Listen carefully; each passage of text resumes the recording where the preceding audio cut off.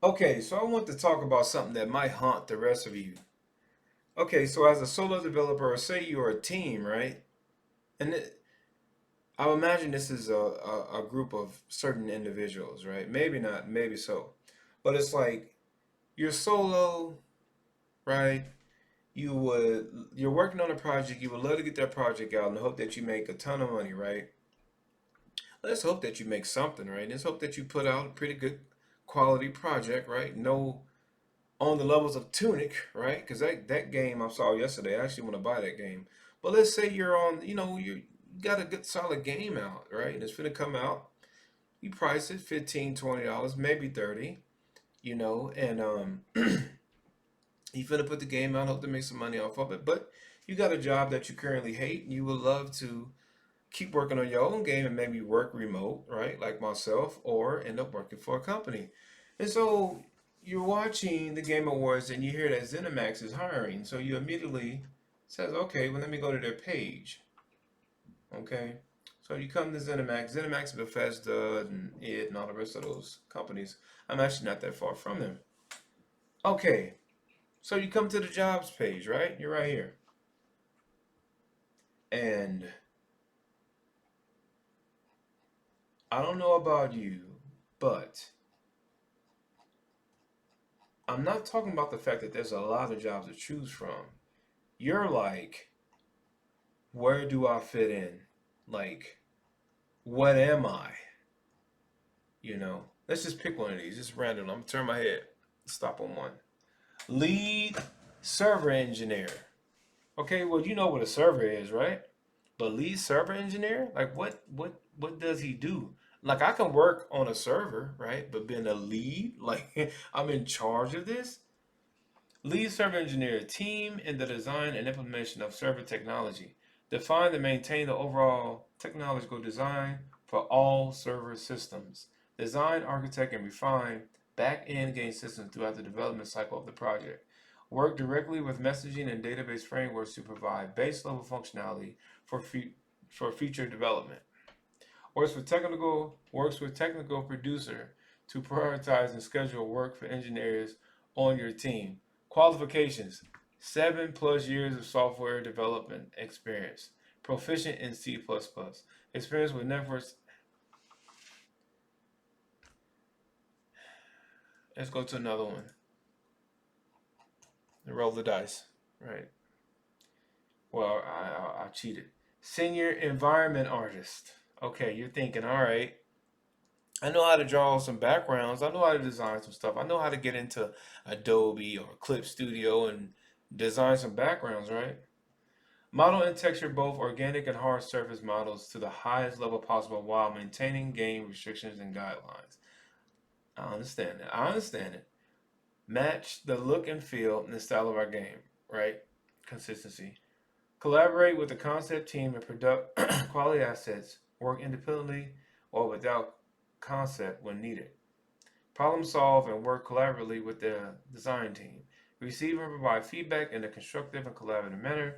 Critique one's own work and meet set deadlines. Qualifications: 5 years of experience as an environmental artist or relevant experience in the industry.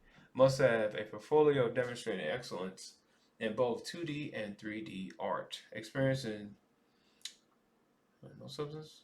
Okay, substance better. Okay, experience in. I just wondering if I had it.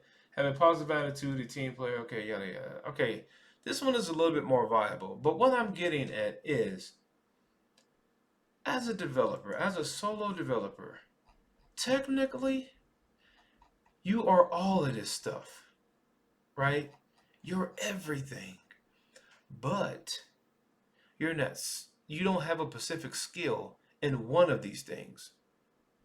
So when you come here and select one of these things, sorry, one of these job offerings, you're like, okay, you think you can fit here, but then you look at the qualifications and you're like, no. Preferred skill, VPC and network design? What is VPC? Cloud formation, auto scaling, ECL, ELIB? Like what? You know? So I guess my point is what I'm getting at is as a designer, as a game developer, you probably can do all of this stuff. Like it ain't a doubt in my mind, but I can learn all of these things here. But where am I at? Where do I fit at? You know, am I an art designer? Am I a producer? Now I actually went through production school, so I could do that. Now, would I want to be given like a brand new project with $1 million, with millions of dollars on the line, and I got to manage a whole team? Yes and no. I would take on the challenge, right? But where do you fit? Where are you at? Where is your skill set at? And that's what I'm getting at. So, whenever you come here and this seems daunting, right? Because more than likely, you've been drawing ever since you were little, or you were into this, you've been into this since you were little, but do you really have 5+ years into it? Do you have a strong portfolio to show that you can do it? Possibly not. So pick one of these, the one that stand out to you, the one that you want to do, and learn how to do that specific thing. Again, you might already be doing it, but find out with what you're already doing, where is this title at with what you're already doing. Hope that makes sense. So you have a project, you have a team. Let's say it's three of y'all. This guy does a specific set of things, you do a specific set, and then this guy does a specific set. All right. Then you come here and you're looking for a job. You're like, okay, well, what?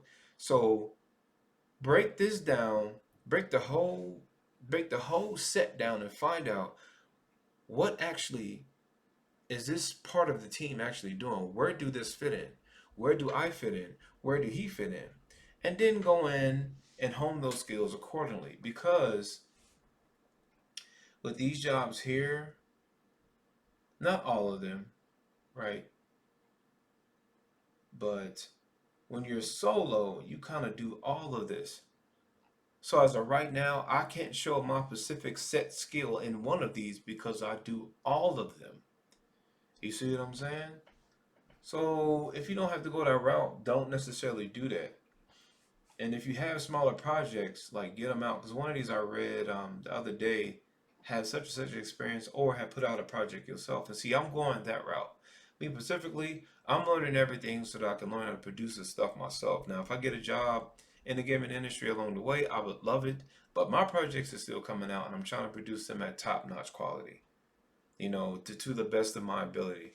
The model that I like to follow, or one that I was thinking about, is Bright Memory. I don't know that. Well, let's go to it right now, right here. I got all my desk icons off.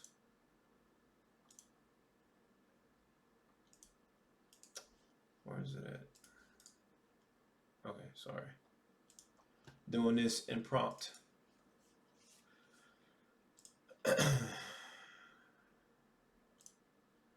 Okay, so this game here, um, you kind of might wanna model how this guy kind of did it, and there's other examples too. But I'm thinking about him because I'm thinking about the Xbox independent program, and Microsoft picked him up.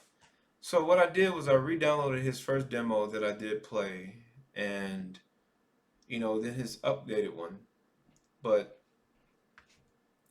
just kind of like look at the skill sets and kind of model yourself after those who kind of already did it. Like what made this particular game look like this, and what was his skill set to get there? Because he has a video of all the things that he was doing. I don't know how big his team is, but it's small. I don't know if he's grown since Microsoft kind of helped him um, with Bright Memory Infinite. But the thing is, he had a lot of skills in each particular set, and it shows. You see, so I'm kind of going this route. But when it comes down to like the job application process,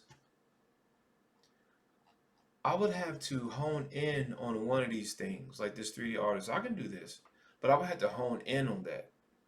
Meaning the progress of my own personal game is going to be halted. Unless I can show my own personal game and they say, okay, yeah, he has the skills. But the probability of that is, I don't know. I don't know, actually.